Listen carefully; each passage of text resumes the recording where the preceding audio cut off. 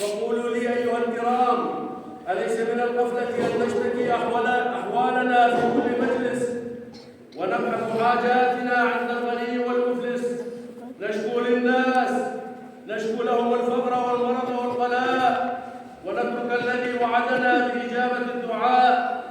ألم يقل الله عز وجل في الحديث القدسي: يا عبادي لو إن أولكم وآخركم وإنسكم وجنكم قاموا في صعيد واحد فسألوني فأعطيت كل واحد مسألته فلم ينقص ذلك مما عندي إلا كما ينقص المخيط إذا أدخل في البحر.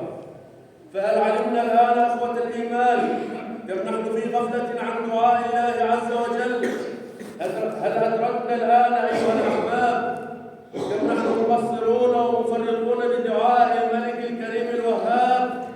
اقترب للناس حسابهم وهم في غفلة معرضون، فنحن في غفلة إلا من رحم الله عز وجل. أليس من الغفلة أن نبتعد عن عقيدتنا وركائز ديننا؟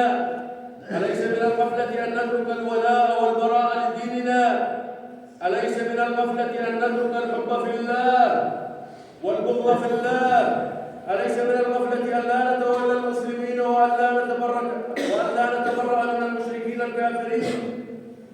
أليس من الغفلة أن يدعى غير الله ويرجى غير الله ويستغاث بغير الله ويذبح لغير الله وينذر لغير الله ويطلب المدد من غير الله؟